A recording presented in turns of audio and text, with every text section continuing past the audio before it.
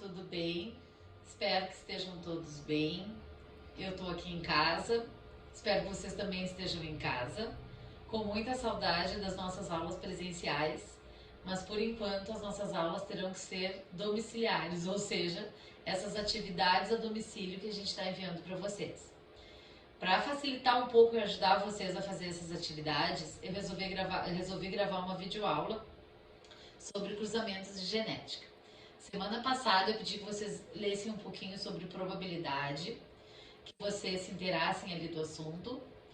E essa aula de probabilidade eu vou esperar um pouquinho mais adiante para dar para vocês. Hoje o que eu gostaria de dar um passo a passo de como fazer o cruzamento em genética. Então vou mandar uns 4, 5 exercícios para vocês de como fazer o cruzamento de genética, cruzamentos de genética, e aí eu quero que vocês resolvam em casa. Qualquer coisa vocês me liguem, me perguntem, me mandem mensagem. Você sabe que eu demoro um pouco para responder, mas uma hora eu respondo para vocês. Então eu resolvi fazer esse passo a passo. Então assim, ó, eu disponibilizei para vocês na plataforma da Moderna, no meu site paulabio.weebly.com, um passo a passo de como fazer um cruzamento genético, que é esse slide que está aqui do lado. Eu não consegui colocar todo para vocês enxergarem, mas vocês vão ter ele no computador de vocês. Mas o que eu queria fazer é o cruzamento a partir de um exercício que eu coloquei aqui no quadro. Então eu vou falando do passo a passo, tá? E a gente vai fazendo aqui o exercício. Então eu gostaria que vocês me acompanhassem para que vocês consigam fazer em casa. Então, nesse período em que o Covid-19, né, esse coronavírus, nos fez ficar em casa, é um período para a gente refletir, para a gente ficar com a família, para a gente curtir, né, o que realmente interessa, mas também para a gente estudar. Essas atividades, elas têm que ser feitas, né? É muito importante que a gente não perca a rotina de estudos. Então, gente, eu coloquei aqui um exercício. O slide começa passo a passo de como fazer um cruzamento em genética. Então, eu coloquei o problema, vou ler ele para vocês. O gene que determina a cor dos olhos castanhos é dominante sobre o gene que determina olhos azuis. Um homem de olhos azuis se casa com uma mulher de heterozigota de olhos castanhos. Qual é a probabilidade desse casal ter um filho de olhos azuis? Então, a partir desse exercício, né, desse enunciado, a gente vai fazer o exercício. O que diz na nossa etapa, né, de como fazer um cruzamento? Primeira etapa diz o seguinte: leia com cuidado o enunciado da questão e faça uma legenda respondendo a pergunta. Qual é a primeira pergunta que a gente tem que ter? Qual a característica em questão? Qual é a característica em questão aqui? A característica em questão é cor do olho. Então, até vou fazer com outra cor. Cor do olho.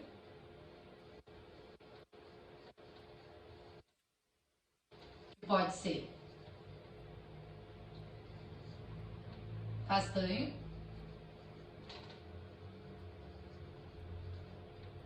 e azul. Então, a característica em questão é cor do olho. Destaque qual característica é condicionada pelo gene dominante e qual característica é condicionada pelo gene recessivo. Neste momento, então, a gente vai determinar a letra que será utilizada na questão. Lembrando que sempre escolher a letra, a letra inicial, né, da característica recessiva. Então, eu tenho que ver quem é dominante e quem é recessivo. O exercício está dizendo que castanho é dominante sobre o azul.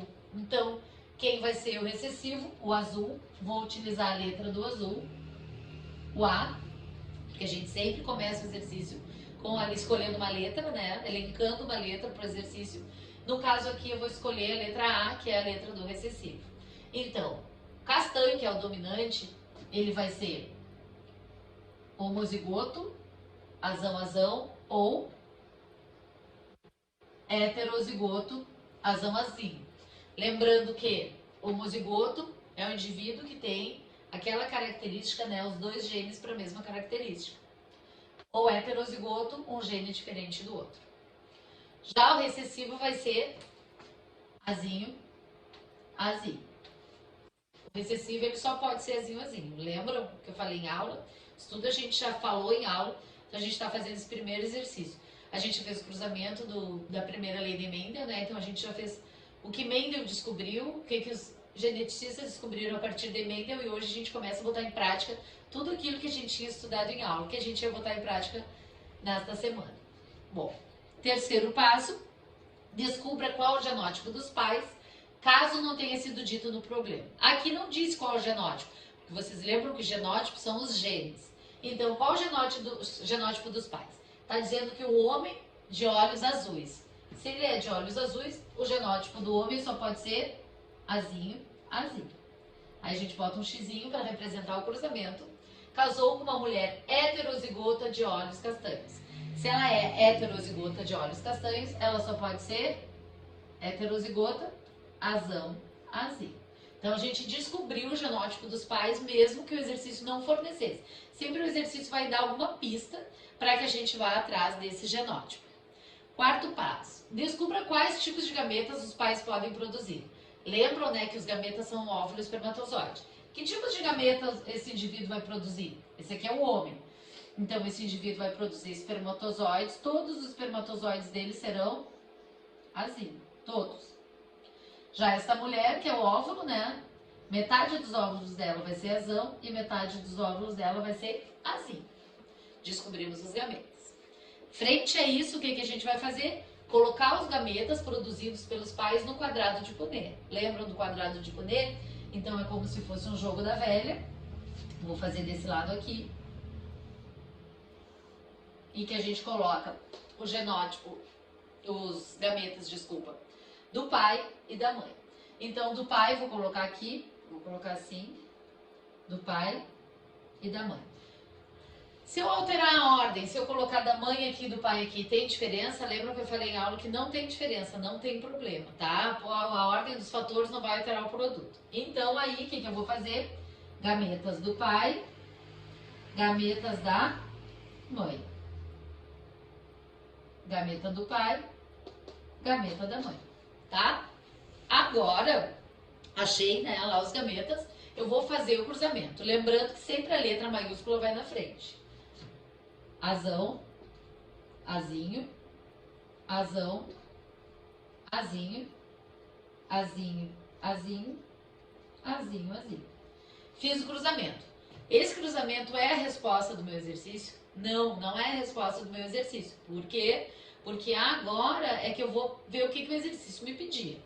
Primeira coisa, eu vou ver monte genótipo da prole. Lembrando que genótipo é o conjunto de genes do indivíduo. Então, que genótipo da prole eu teria aqui? Lembram da proporção genotípica e fenotípica? Proporção genotípica. 1, 2, 3, 4. Temos 4 possibilidades. Então, 2 opções em 4 possibilidades.